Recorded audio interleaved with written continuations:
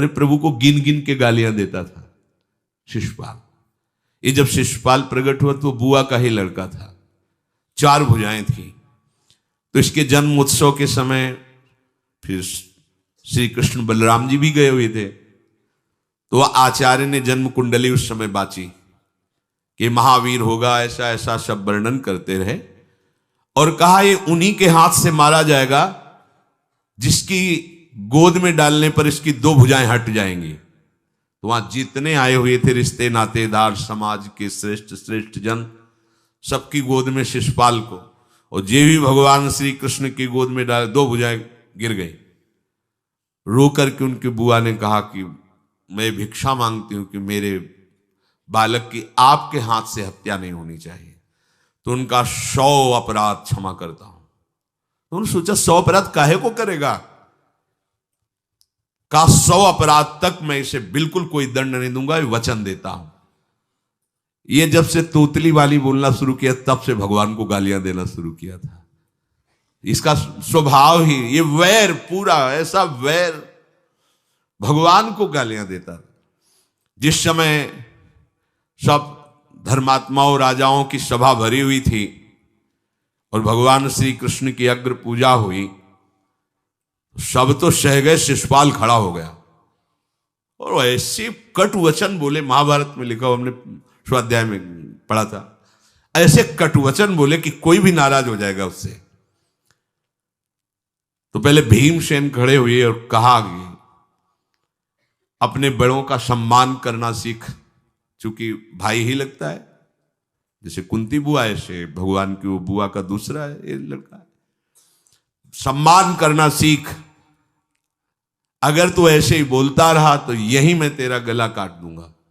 ऐसे कहा बैठ जा ब्रकोदर, बहुत खाने वाला, तू क्या मेरे से लड़ेगा। भगवान ने भी इशारा कर दिया। जब देखा कि ये बोलता ही चला, भीष्म जी खड़े हुए और भीष्म जी ने कहा मैं श्री कृष्ण के चरण आसक्ति चित्त वाला हूं, अगर अब एक भी शब्द यहां बोला इसने तो मैं किसी की नहीं सुनूंगा, इसको नष्ट कर दूंगा। और दोनों सभाओं के सर पर पैर रखता हूं, जो श्री कृष्ण का विरोध करे उसके लिए मैं पर्याप्त हूं। भगवान ने कहा चुप रहो, शांत रहो, सबको बैठा ला। वो गिनती शुरू किए थे, 98, 99 का शिशुपाल सावधान, जो तुम्हारी माता को वचन दिया था बस एक शब्द रह गया है, आगे मुझे दोषी कोई न ठहराए। 100 तक क्षमा करने की बात कही थी। जे ही, वो तो रुकने वाला थोड़ी था, जे ही आगे बोला सुदर्शन जी के द्वारा उसका वो परम उद्धार हुआ जो बड़े बड़े ऋषि मुनियों के लिए बड़ा दुर्लभ पद कहा गया है। गोपीजनों ने सौंदर्य माधुर्य निधि भगवान को अपना कांत माना, प्रीतम माना। एक ही वृत्ति, कितनी गजब की वृत्ति गोपीजनों की है कि सब कार्य करते हुए कृष्णाकार वृत्ति है। बेचने दही जा रहे हैं, बोल रहे कोई कृष्ण ले ले, दामोदर ले ले, माधव ले ले। कैसी वृत्ति है, देखो कैसी उच्च कोटि की अवस्था है। किसी भी भाव से हमारे प्रभु से जुड़ जाए तो इच्छा द्वेष द्वंद्वों से वो मुक्त हो जाए। और जब तक ये ठीक है, ये बेठीक है, इस तरह के द्वंद्व तुम्हारे हृदय में बने रहेंगे, तब तक मूढ़ता रहेगी और उससे पतन होता रहेगा। संसार का संबंध दृढ़ होता है इच्छा से। बहुत सुंदर बात है, संसार का संबंध दृढ़ होता ही है इच्छा से। इच्छा खत्म, संसार का संबंध खत्म। कितनी बढ़िया बात है। पर हम भागे घूम रहे हैं इच्छाओं की पूर्ति के लिए। जब एक बता दिया कि समुद्र है भगवान, जो चाहिए इन्हीं से क्यों नहीं, पर इनसे मिलने के लिए भी तुम्हें शराब छोड़ना पड़ेगा, तुम्हें मांस छोड़ना पड़ेगा, व्यभिचार छोड़ना पड़ेगा, गंदे चिंतन छोड़ने पड़ेंगे। वो राजी नहीं हो तो करो पाप और चाहो सुख। ऐसा कैसे हो सकता है? यही है जीव की परेशानी, यही है। वो ये चाहते हैं कि हे संत महात्मा, हे भगवंत, हमको छूट दो, हम खूब गंदे आचरण करें और आप हमसे सेव संतरा रुपया पैसा ले लो और आप ऐसा आशीर्वाद दो कि हमारी उन्नति होती रहे, दुख न मिले, हमें सुख ही मिलता है। कभी स्वप्न में भी नहीं हो सकता।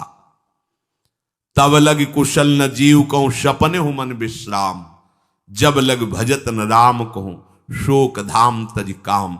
ये दुखों का खजाना काम अर्थात इच्छा, इसका त्याग करके भगवान की शरण में होकर जब तक नाम जप नहीं करोगे, स्वप्न में भी तुम्हें विश्राम नहीं मिलेगा। और नाम जप एक गंदे आचरण करने वालों के हृदय में नहीं हो सकता। नाम परम पवित्र है। ये तभी होगा जब आपका खान पान सात्विक हो, आपका वातावरण सात्विक हो, आपका बोलना उठना बैठना सब सात्विक हो, तब नाम भगवान कृपा करेंगे आपकी जिह्वा। फिर कौन सी इच्छा रह जाएगी, कौन सी इच्छा रह जाएगी? अरे आप विश्वास कीजिए, ये जितनी इच्छाएं हैं सब स्वाप्निक हैं। जब आप सच्चा विवेक धारण करेंगे तो आपसे पूछा भी जाएगा कि जबरदस्ती केवट से कह रहे ले लो, वो कह रहा आप कछुनाथ न चाहिए मोरे, नहीं चाहिए। प्रहलाद जी कह रहे हैं वरदान मांगो, हमारी आज्ञा का पालन करो, तो कह रहे हाँ आपकी आज्ञा का पालन करता हूं, हे नाथ मुझे यही वरदान दीजिए कि आपसे भी कोई इच्छा न रहे। ये वरदान मांगा कि आपसे भी कोई इच्छा। आप सोचो क्या है ऐसा भागवतिक रस कि जिसको वो मिला तो भगवान से भी कह देते। और भक्त तो बड़े विचित्र विचित्र है, वो भगवान से कहते तुम्हारी इच्छा क्या है प्यारे, बोलो हम पूर्ण करते हैं। तुम्हारी इच्छा क्या है, हमारी तो कोई इच्छा ही नहीं, आप बोलो आपकी इच्छा क्या है, आप क्या चाहते हो, मैं कैसे आपको रिझाऊं। ये जब कामना को लेकर के मनोवृत्ति का प्रवाह संसार की तरफ होता है, तब ये कामना ही हमें राग द्वेष में बांध देती है। जो महापुरुषों ने उपासना करके शास्त्र स्वाध्याय करके अनुभव किया है, उसे ध्यान से सुनो। इच्छाओं से बचने का उपाय, इच्छा ही आपके बंधन का कारण है, इच्छा ही जन्म मरण का कारण है। इच्छाओं से बचने का उपाय, कर प्रमाद मत बनो आलसी, करो सुचारु रूप से काम, अपना काम स्वयं करने में लाज बड़प्पन तजो तमाम। पहली बात, शरीरधारी को किसी दूसरे शरीर से अपने शरीर की सेवा तब तक नहीं लेनी चाहिए जब तक बीमार ना हो जाए, असमर्थ ना हो जाए, चाहे गृहस्थ में हो चाहे विरक्त में हो। ध्यान दीजिए, आप चाहे आपकी पत्नी हो, पुत्र हो, परिवार हो, आप उनके सेवक हैं, क्योंकि वो सब प्रभु के जन हैं। इस भावना से रहोगे, कभी नाराज नहीं होगे, कभी गुस्सा नहीं आएगा, कभी झगड़ा नहीं होगा। अगर आप अपने को ये माने कि प्रभु मेरे इस रूप में आए हुए हैं, मुझे अपने कर्तव्य का पालन करना है, तो कहीं झगड़ा नहीं हो सकता। तुम जो कर रहे हो तुम्हारा कर्तव्य, हमारा कर्तव्य है कि हम पति पुत्र परिवार आदि जो भी है, ये हमारे भगवान का स्वरूप है। मैं आप समझो वही भगवत साक्षात्कार, पर ऐसा कौन मानता है? अच्छा, साधु वेश में ये जरूर सावधानी रखनी चाहिए, ध्यान देकर सुनिए। जब तक आपका शरीर स्वस्थ है, आप किसी से किसी भी प्रकार की सेवा स्वीकार न करें। भिक्षान्न के सिवा कोई भी सेवा स्वीकार न करें। अपने शरीर की सेवा तब तक करें जब तक आपका शरीर असमर्थ नहीं हो जाता। असमर्थ हो गए तो फिर हरि ही करें आकर स्वयं, या किसी को भेज दें, उनके बस की बात है। देखो माधवदास बाबा की लंगोटी स्वयं श्री ठाकुर जी महाराज धो रहे हैं। तब तक हमने अपने बड़े संतों को देखा है, बिल्कुल किसी भी तरह की कोई सेवा नहीं स्वीकार करते। अपनी दिनचर्या अपने हाथ से, अपने शरीर की पूरी। आपको क्या हो गया है? आप भी वैसे ही चलो जैसे गुरुजन चले हैं, भिक्षान्न के सिवा। आप अपनी किसी भी तरह की सेवा किसी से मत करवाइए।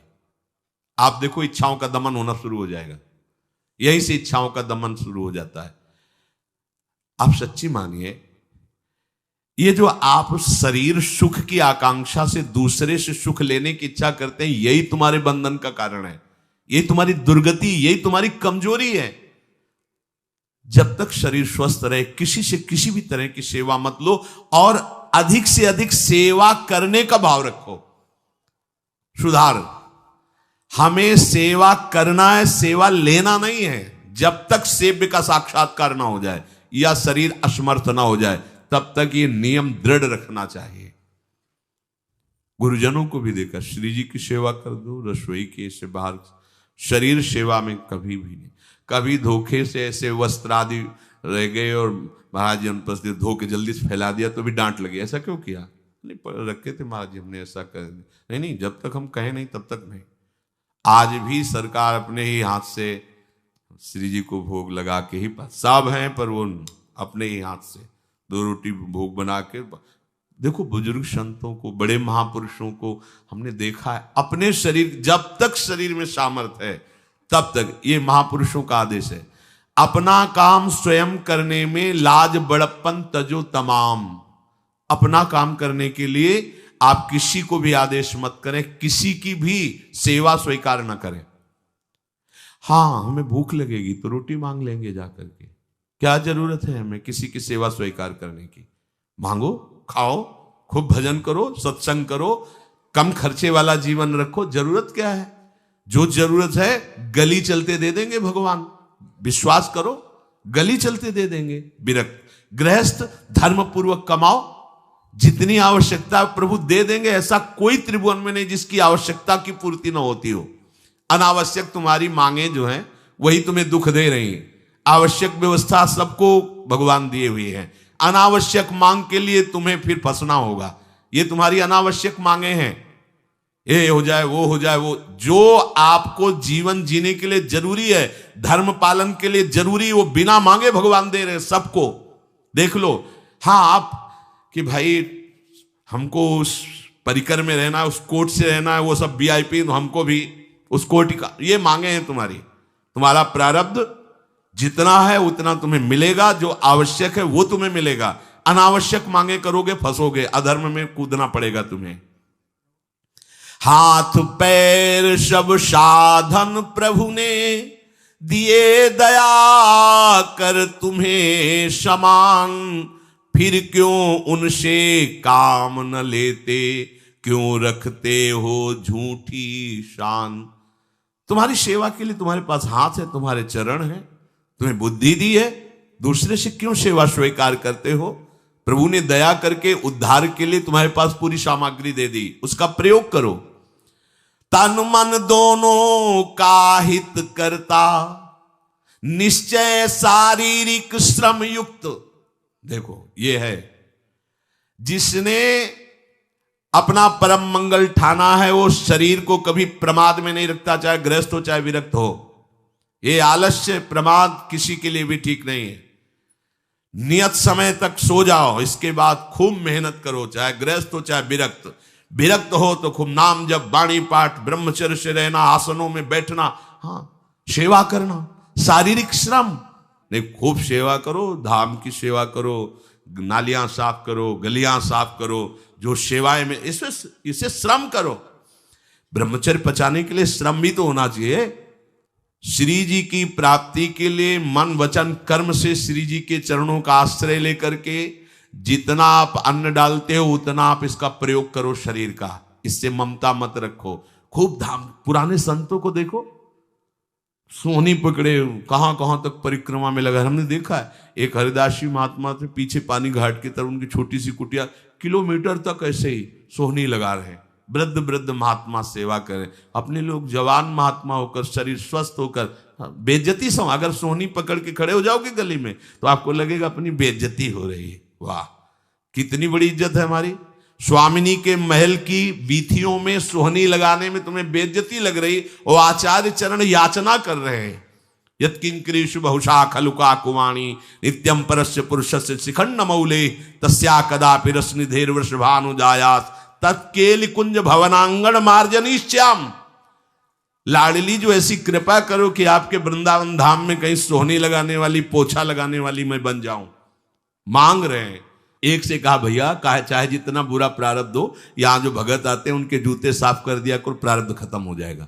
भाई आप समझो ये वो दवा है जो बेजोड़ है, इसे कोई काट नहीं सकता।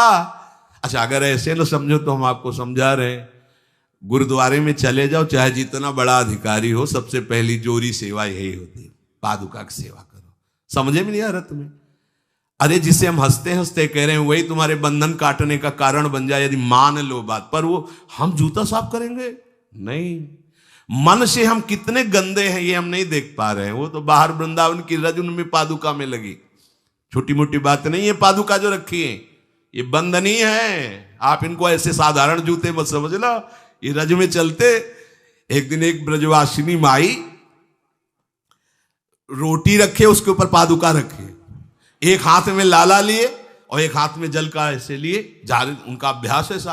अब पादुका पहन के चलने में परेशानी होती थी, तो कोई एक संत थे और बाहर से आए हुए थे, तो हंस दिए हैं, कैसे बावरी रोटी के ऊपर जूता लगा। ऐसे मतलब कितने साल हो गए ब्रजवास करते हुए, वह कई वर्ष हो गए। अरे वो जूती नहीं है जो साधारण जूती है, वृंदावन बरसाने की रज लगी हुई, इसमें ये रज लगी हुई है, तुझे रज नहीं दिखाई दे रही, जूती दिखाई दे, क्या ब्रजवास कर रहा है, डांट के चल दी। ये समझो, हम कहें कि जूती साफ करो तो हम जूती साफ करेंगे, और ये है कौन सी जूती साफ में, क्या रज है। वृंदावन बरसाने सब जगह घूमते रहते हैं ये महाभागवत जन। अगर इनकी ये गृहस्थ विरक्त मत देखो, सब लाडली जी के लाडले हैं जो यहाँ आए हुए हैं। अगर हम उनकी पादुका साफ करेंगे तो हमारा हृदय साफ हो जाएगा, पर कोई मानता कहाँ है। अपनी सेवा स्वयं करो और दूसरे की सेवा मिल जाए तो जैसे लोभी आदमी के सामने धन फेंक दे तो कैसे भागता है, ऐसे आपको होड़ लगनी चाहिए कि ये आदमी इतना न कर पाए जितना हम सेवा करें। परमार्थ में शरीर पोषण नहीं, परमार्थ में शरीर की धज्जियां उड़ानी है, अहंकार की, देहाभिमान की।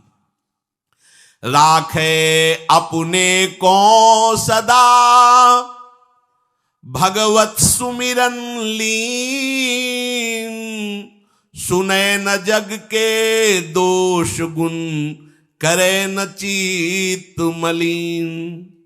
सदैव अपने को ये देखता रहे कि प्रभु का सुमिरन चल रहा है कि नहीं अंदर। ये बहुत बड़े काहे की परेशानी, हम तो यही समझ नहीं पा रहे कि इतनी झंझटें लेकर कैसे घूम रहे लोग। अगर हृदय में राधा राधा चल रहा है, आप व्यापार कर रहे हो, नौकरी कर रहे हो, गृहस्थ हो, विरक्त हो, जो भी, अब आपको चिंता क्या होनी चाहिए। देखो ना, थोड़े दिन ऐसे चल के देखो, हर कार्य बहुत अच्छा होता है जब भगवत सुमिरन पूर्वक आप एकाग्रता पूर्वक कार्य करेंगे, हर कार्य में आपको आनंद आएगा। पर वो तो शरीर पोषी, जैसे आग जलने में फफोला पड़ जाता है ना, उसको बहुत संभाल के रखते हैं, ऐसे देहाभिमानी साधक भी होते हैं।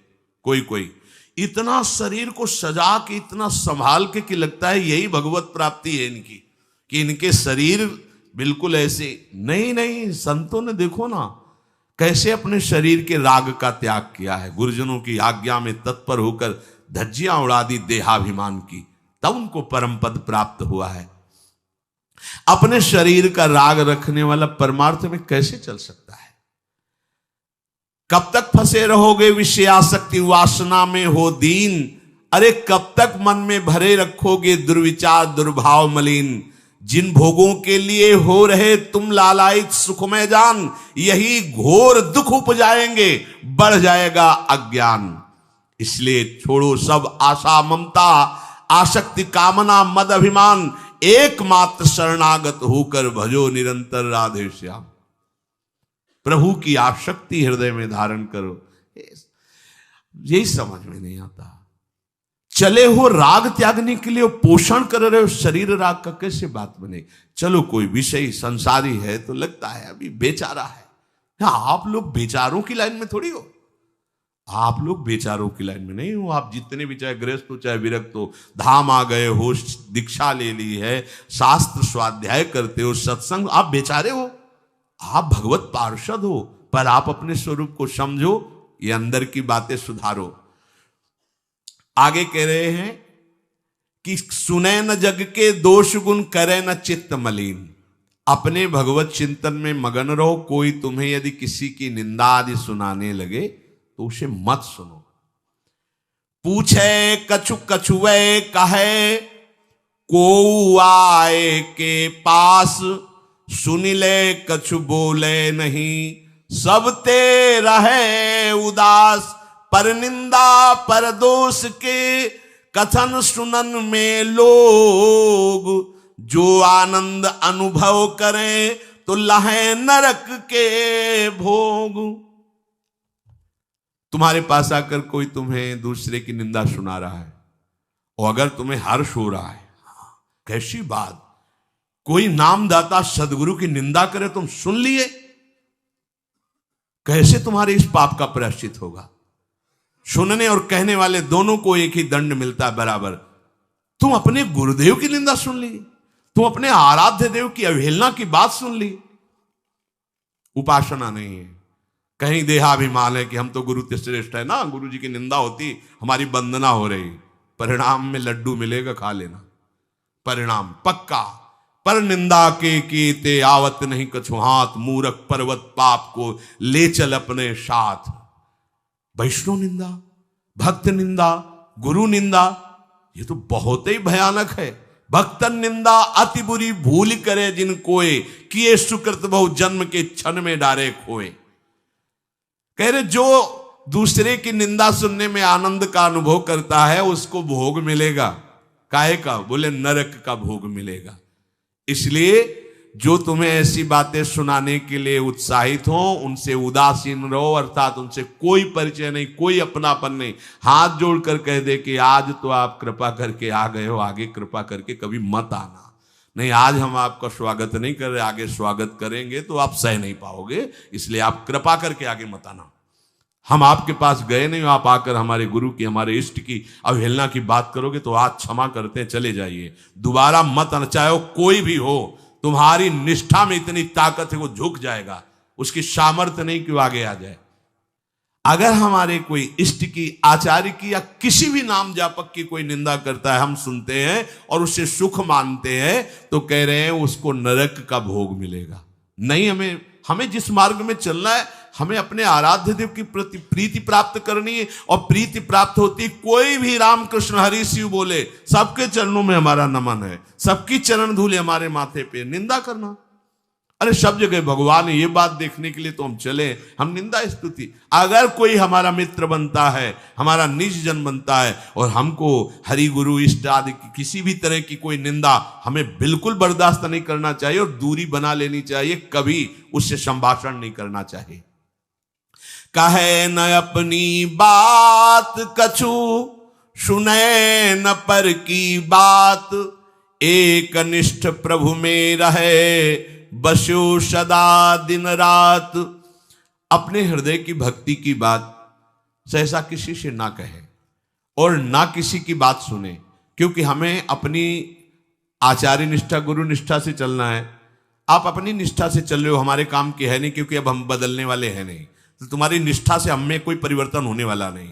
और हम अपनी निष्ठा की बात तुमसे इसलिए नहीं कहेंगे कि वो तो इष्ट मिले और मन मिले, मिले भजन रस रीति, तब वो बात कहनी चाहिए, ऐसा किसी से नहीं।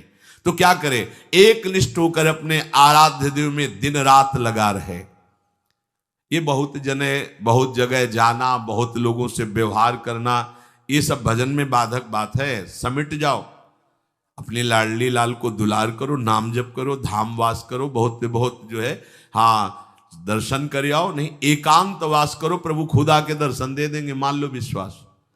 अगर आपका भजन ठीक चल रहा है, सही मार्ग चल रहे हो, तो दर्शन वाली बात ही हट जाएगी, क्योंकि फिर वो समा जाते हैं, हृदय में समा जाते हैं, नेत्रों में समा जाते हैं, मन में समा जाते हैं। आनंद की उमगन में कभी गए, आंख लड़ा ली प्रभु से, नहीं तो आंखों में ही बसे रहते। पी मूर्ति नयनन बसे, तेहि रस रहाय समाये। राग रोष दुख दोष में जग सो रहे सचेत, काहू सो न करे कबो वैर भाव अरुहेत। कोई इच्छा न रखो तो तुम्हें कभी क्रोध नहीं आएगा। इच्छा राग ही द्वेष को उत्पन्न करती है। इन दोनों से सचेत रहो, ना किसी से तुम्हारा द्वेष होने पावे न राग। कभी किसी से किसी भी तरह अगर झगड़े का, लड़ाई का अवसर आता है तो हाथ जोड़कर निकल जाओ, झगड़ा मत करो। उससे ये होगा कि आपकी वृत्ति बच जाएगी, नहीं तो वृत्ति द्वेष पूर्वक बार बार उसका चिंतन करेगी जब भजन में बैठोगे, और उसके प्रति अशांति, जलन पैदा हो जाएगी। सब सो न्यारो होई रहे, पर खारो हु नहीं होए, सबकी सब कुछ सहे नीति, वो प्रभु को प्यारो होए। समझो बात, सबसे अलग रहो, किसी से अपना मन मत मिलाओ, केवल मन नाम से मिलाओ, प्रभु से मिलाओ, गुरुवाणी से मिलाओ। पर किसी का अपमान मत करो, किसी के लिए ऐसा कड़ुआ वचन मत बोलो कि उसके हृदय मंदिर में बैठे भगवान हैं, उसका हृदय दुखी हो जाए। सबकी सब कुछ सह लेता है जो कोई, वही प्रभु का प्यारा होता है। करे न जग चर्चा कबों, रहे सदा चुपचाप, रही इंकित निज भजय प्रभुता को सेवै आप।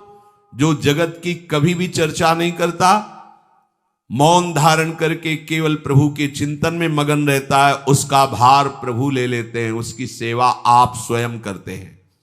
प्रभु किसी न किसी रूप में आके उनका भरण पोषण करते हैं। पै प्रभु के रस प्रेम की निर्मल गोपन बात, कहे न काहू सो कबों, सहे सकल आघात। भजन में जो तुम्हें आनंद आ रहा है, जो तुम्हें स्वप्न में कोई अनुभूतियां हो रही या प्रगट में कोई अनुभूति हो रही, कभी भी किसी से भी वो बात ना कहे, क्योंकि ऐसा कहने से तुम्हारे भजन में विघ्न पड़ जाएगा। सारी की सारी बातें पचा लो। जैसे तुम गुप्त रूप से गलतियां करते हो, कभी नहीं बोलते हो, लेकिन कोई भी भागवती का अनुभूति छोटी सी भी होगी तो सभा में बोलने का मन होगा, क्योंकि उससे हमारी प्रशंसा होगी, अहंकार का पोषण होगा। बिल्कुल नहीं। भजन संबंधी कोई भी आनंद की बात, कोई भी भगवदानंद अनुभूति कभी किसी से न कहे, एकदम छुपा जाए। अगर कोई ऐसा कि हमने तो ऐसे लक्षण आप में देखे, हाँ नहीं ये तो ऐसे ही तुम्हें यहाँ हंसुआ, हमारे अंदर ऐसा कुछ नहीं। कोई भी भागवतिक वृत्ति कहीं अपने में आरोपित करके प्रदर्शन का कार्य न कर दे। सह न सके पिय की तनिक निंदा, जो कहूं होए सहज त्याग सर्वस्व करी, डारे निज को खोए। यदि अपने आराध्य देव की कोई निंदा कर रहा हो तो वहां सहन न करे। सही न सके पिय की तनिक निंदा, जो कहूं होए। संत शंभु श्री पद अपवादा, कही सुनी तास मर्यादा, काटी जीव तासु जो बसाई, श्रवण मुनि न चले पर आई। यदि हमारे कोई आराध्य देव गुरुदेव की निंदा कर रहा है, ताकत हो तो उसकी जबान बंद कर दे, नहीं तो कान में अंगुली डाले उठ के चल दे, दोबारा उसका कभी चेहरा न देखे। भरत जी ने माता कैकेयी से कहा कि आपने हमें निमित्त बनाकर 14 वर्ष का वनवास भगवान श्री राम को दिया, इसलिए आज के बाद में कभी तुम्हें मां नहीं कहूंगा, पापिनी कभी तेरा मुख नहीं देखूंगा। भरत जैसे भगवान के अवतार परम पवित्र माता कैकेयी के लिए ऐसे कटु वचन बोले, आज के बाद कभी मां नहीं कहूंगा, है पापिनी तेरा कभी मुख नहीं देखूंगा। ये जो हमारे इष्ट की निंदा कर दे, हमारे गुरुदेव की निंदा कर दे, हम उसे आदर देंगे, हम उसको बात सुनने के लिए बैठा लेंगे। हाँ और बाओ, हमें और गंदा करो। सहज त्याग सर्वस्व करी, डारे निज को खोए। अपने अपनत्व को अपने आराध्य देव में सहज समर्पित कर दे। या जग में जाके हृदय ऐसो प्रेम समाए, हरिता को अति चाव सो रखें सदा अपनाए। इस जग में जिसके हृदय में ऐसी निष्ठा होती है, तो हरि उसे अपना मान करके फिर स्वयं उसका भार लेकर इस संसार में रखते हैं, अर्थात उससे वही कराते हैं जिससे जग मंगल होता है। निर्मल या प्रभु प्रेम की महिमा कही न जाए, अति प्रेमी जो श्याम को हरि ही नित्य बसाए।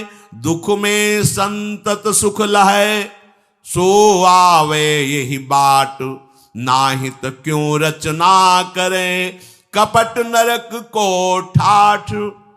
जो निर्मल भगवत प्रेम है उसको कहा नहीं जा सकता, वो अनिर्वचनीय है। ऐसे निर्मल प्रेमी महात्मा के हृदय में श्याम सुंदर निरंतर वास करते हैं। इस निर्मल प्रेम को जिसे प्राप्त करना हो तो कमर कस ले, दुख का मार्ग है, इसमें दुख में चल करके महासुख में पहुंचा जाता है। कह रहे दुख में संतत सुख लहे, सो आवे यही बाट। भारी से भारी विपत्ति, अपमान, तिरस्कार में भी जो सुख का अनुभव करते हुए भगवत भजन करते रहते हैं, वो जाते हैं उस महासुख परमानंद में। नहीं तो कह रहे हैं नाहित क्यों रचना करे, कपट नरक को ठाठ। फिर ये बातें बनाने से नरक ही मिलेगा, भगवत प्राप्ति नहीं होगी।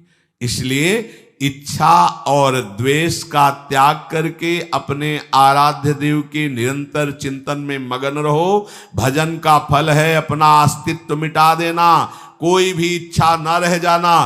तो श्री भगवान स्वयं उसके हृदय में बैठ करके सब योगक्षेम का वाहन करते हैं। जैसे अहंकार से हम सोचते हैं ये हम नहीं करेंगे तो कैसे हो जाएगा, तो पूरी सृष्टि तुम्हारे करने से हो गई है क्या? जिन्होंने एक संकल्प में अनंत ब्रह्मांडों का सृजन, पालन और लय करते हैं, करते रहेंगे, उन प्रभु को पहचानने के लिए मनुष्य जन्म हुआ है। यही परम कर्तव्य है, हम भजन करके उनमें लीन हो जाएं, उनको जान जाएं, तो महान दुख से हमारा छुटकारा हो जाए। जैसे बढ़िया चांदनी खिलती है तो कुमुदनी खिलना, चंद्रमा की चांदनी को देखकर जैसे कुमुदनी खिलती है, ऐसे श्रेया कई रहो कल्याण रूपी कुमुदनी, परम कल्याण रूपी कुमुदनी के खिलाने के लिए नाम चंद्रमा की चांदनी है। नाम कीर्तन, नाम जप निरंतर महामहिम है। ये नाम चेतो दर्पण मार्जनम, चित्त रूपी दर्पण का मार्जन करने वाला है। भव महादावाग्नि निर्वापणम, संसार अग्नि को शांत करने के लिए शीतल जल है। और मोक्ष, कल्याण, श्रेय इस कुमुदनी को खिलाने के लिए ये चांदनी। कैरो चंद्रिका वितरणम और विद्यावधु जीवनम, विद्या जो अविद्या को नष्ट कर दे, वो ज्ञान, वो पराविद्या, उसका जीवन है ये नाम। जो नाम जप करता है उसको जो ज्ञान प्राप्त होता है। ब्रह्मभूता प्रसन्नात्मा न शोचति न कांक्षति, समा सर्वेषु भूतेषु मद भक्तिम लभते पराम। जो परा ज्ञान है, परा भक्ति है, वो नाम से प्रकट होता है। वो वेदांत के श्लोक याद करने से नहीं होता है। वो जितना नाम जप करोगे, जितना भजन करोगे, उतने शुद्ध ज्ञान आएगा। विद्यावधु जीवनम, जो अविद्या का नाश करके स्वरूप बोध करा दे, ऐसी विद्या रूपी वधु का जीवन है नाम। जितना नाम जप करोगे उतना विद्या प्रकाशित होगी, अविद्या नष्ट होती चली जाएगी। आनंदाम्बुदिवर्धनम प्रतिपदम, आनंद समुद्र को बढ़ाने वाला, पद पद पर पूर्ण अमृत का दान करने वाला। जैसे जैसे नाम जप करोगे आनंद बढ़ेगा। पहले तो जलन बढ़ेगी, जो गलतियां हैं वो मिटेंगी, जो गलतियां हैं वो असहनीय होंगी, जो गलतियां हैं उस पर गुस्सा आएगी। कैसे मेरे से गलती हो रही है, कैसे मैं गलत हो रहा हूं, क्या चाहिए मुझे, क्यों मैं भगवान नाम छोड़ करके गलत आचरणों में उतर रहा हूं। नहीं नहीं, वो पहले जलन होगी, पहले आपके अंदर एक तेज पैदा होगा जो आपको इस दलदल से निकालेगा। काम, क्रोध, लोभ, मोह, मद, मत्सर, वो जलन रूपी तेज होगा। फिर आनंदाम्बुदिवर्धनम प्रतिपदम, एक एक क्षण में आनंद का अनुभव होगा। पहले बीमार जिभ्या है, इसको नाम का स्वाद नहीं मिलता। जैसे पित्त बढ़ा हो तो मिश्री खवाओ तो कड़वी लगती है, और उसी मिश्री को रोज पाओ तो पित्त का समन करके मीठी लगने लगेगी। ऐसे ही राधा नाम सुधा रसम पहले मीठा नहीं लगता, क्योंकि अविद्या रूपी पित्त बढ़ा हुआ है।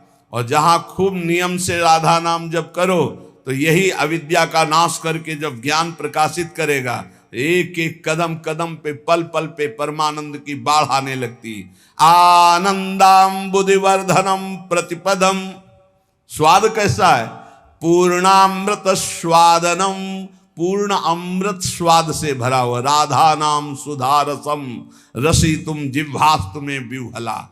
प्रवचन नहीं केवल, जब के देखो एक एक नाम में कितना नशा है, कितना स्वाद है, कितनी मादकता है, कितना उन्माद है। पर कुसंग नहीं। अगर कुसंग करोगे, पापाचरण करोगे तो चलनी में गैया दुहे, दोष दैव को दे, हरिगुरु कहो न माने अपनो ही फल। अगर मनमानी आचरण करोगे तो ये राधा नाम सुधा रसम ये समझ में नहीं आएगा कि कहाँ अमृत रस है। महाप्रभु चैतन्य देव कह रहे पूर्णामृत स्वादनम, नाम क्या है? पूर्ण अमृत का स्वाद। जो देवताओं को अमृत मिला वो तो ऐसा नहीं है जैसा नामामृत है, क्योंकि उसको पी के भी वो कामी है, उस अमृत को पी के भी वो भयभीत है, उसके पीने के भी बाद उनके हृदय में तृष्णा है, ईर्ष्या है, द्वेष है। लेकिन नामामृत पीने के बाद ये सब नष्ट हो जाता है। निर्भय, निश्चिंत, निशोक, राग द्वेष रहित समत्व को प्राप्त महापुरुष, ऐसा नामामृत है।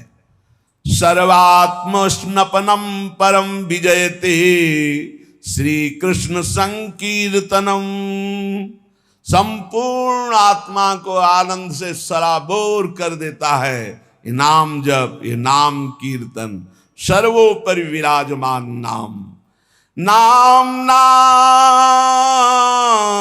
कारी बहुधा निज सर्वशक्ति तत्रार्पिता नियमितः स्मरणे न काला।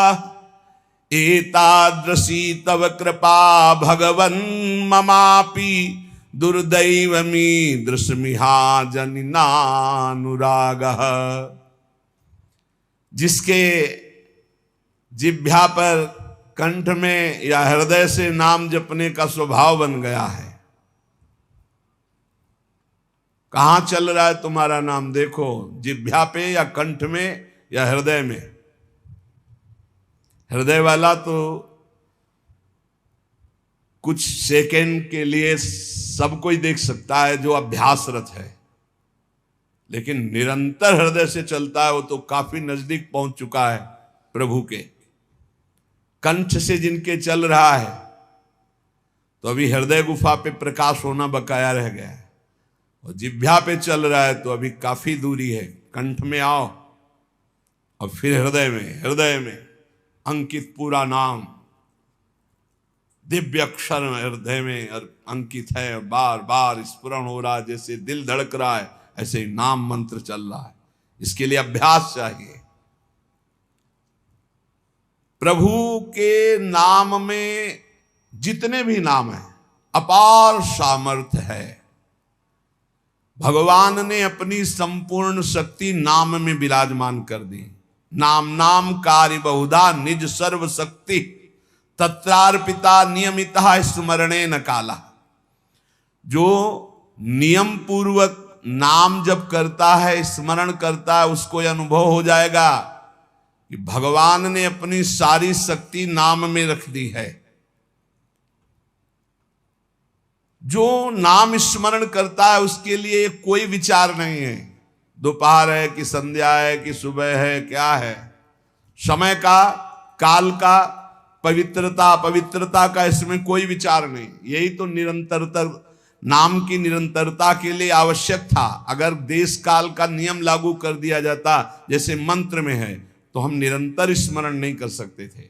मंत्र के लिए तो देश काल आदि की अवस्थाओं का, शरीर अवस्थाओं का बहुत अनुष्ठानों में नियम संयम, लेकिन नाम भगवान के जप में कहीं भी, कभी भी, कैसे भी, कुछ भी कोई हमारे को बाधा नहीं। चाहे शौच में हो, चाहे अपवित्र हो, मुंह जूठा हो, तो भी नाम, निरंतर नाम में कोई बाधा नहीं।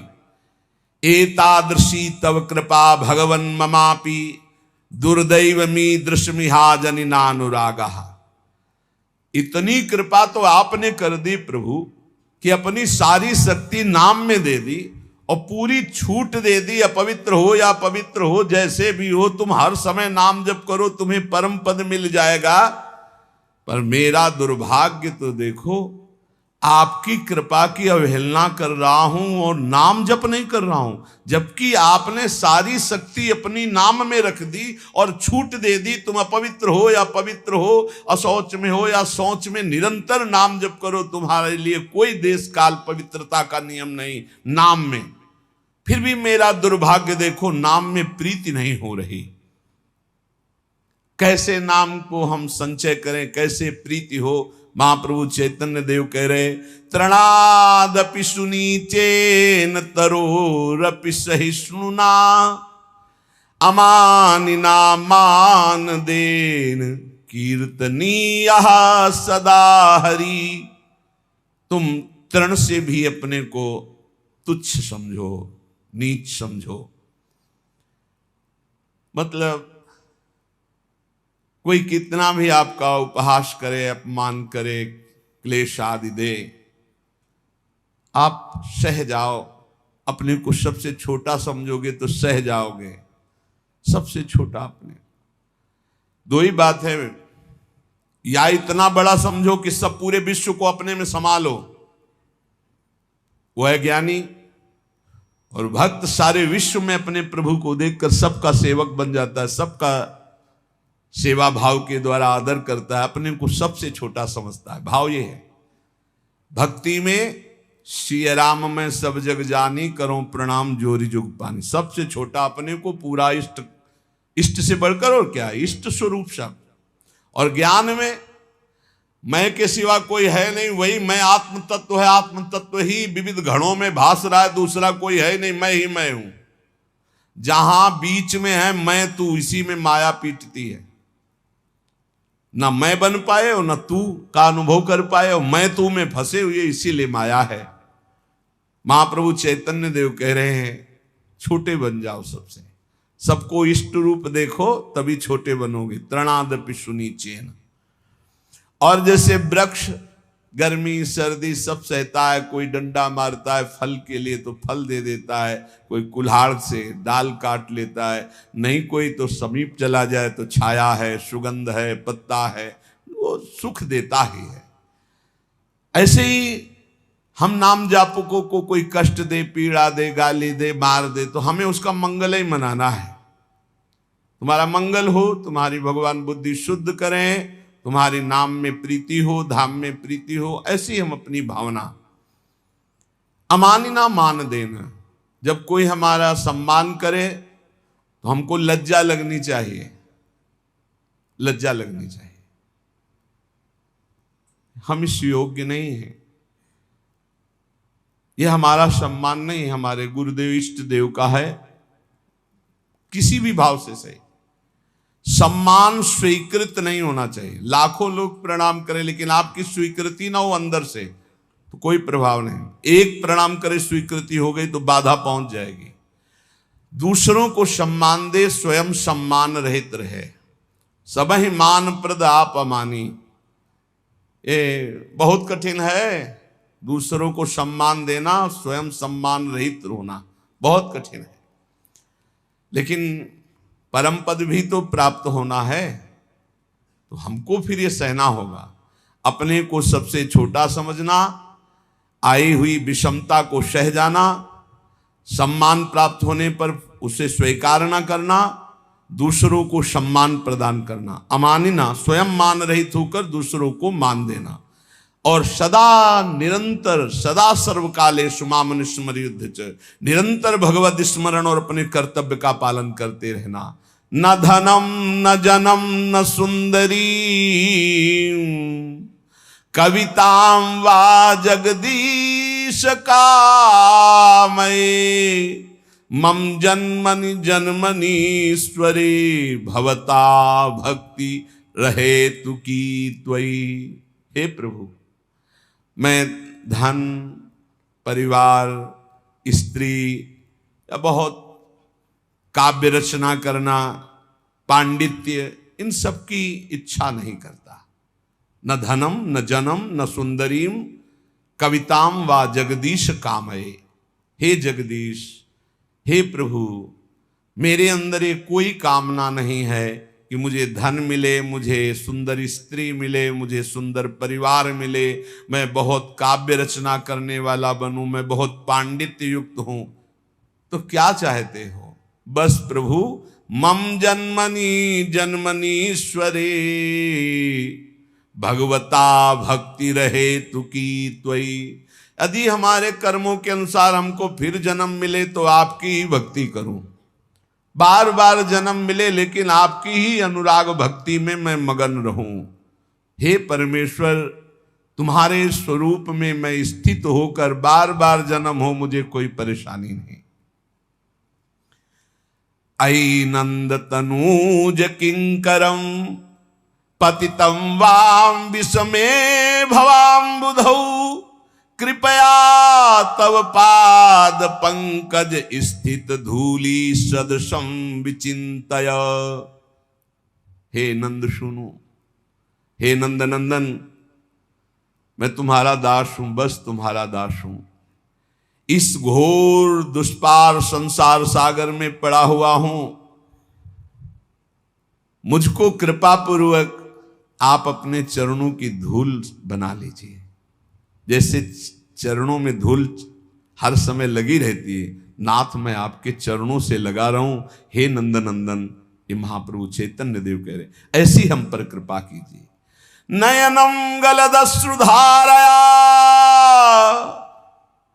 बदनम गदगद रुद्धया गिरा पुलकैर्निचितं वपुः कदा तव नाम ग्रहणे भविष्यति। प्रभु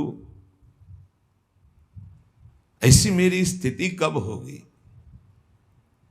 मेरे आंखों से अश्रुधारा बह रही हो। नयनम गलदश्रुधारया, मेरा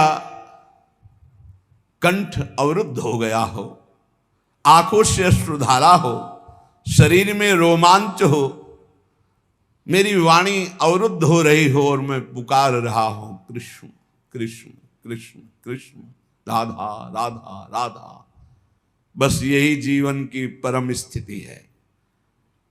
स्वाभाविक ऐसी स्थिति हो कि भगवान नाम लेते हुए रुदन हो रहा हो, अश्रुधारा चल रही हो, रोमांच है, पुलकित है, कंठ अवरुद्ध है, और उस समय भगवदाकार वृत्ति, ये सतरति सतरति सालू कांतार। नयनम गलदश्रुधारया वदनम गदगद रुद्धया गिरा पुलकैर्निचितं वपुः कदा तव नाम गृहणे भविष्यति। आपका नाम उच्चारण करते ऐसी स्थिति हो जाए, आंखों से अश्रु बहने लगे, कंठ अवरुद्ध हो जाए, शरीर रोमांचित हो जाए, पुलकित हो गया, ये परमानंद की बाढ़ आ जाए, आ जाएगी। जैसा कह रहे हैं वैसे नाम जप करो।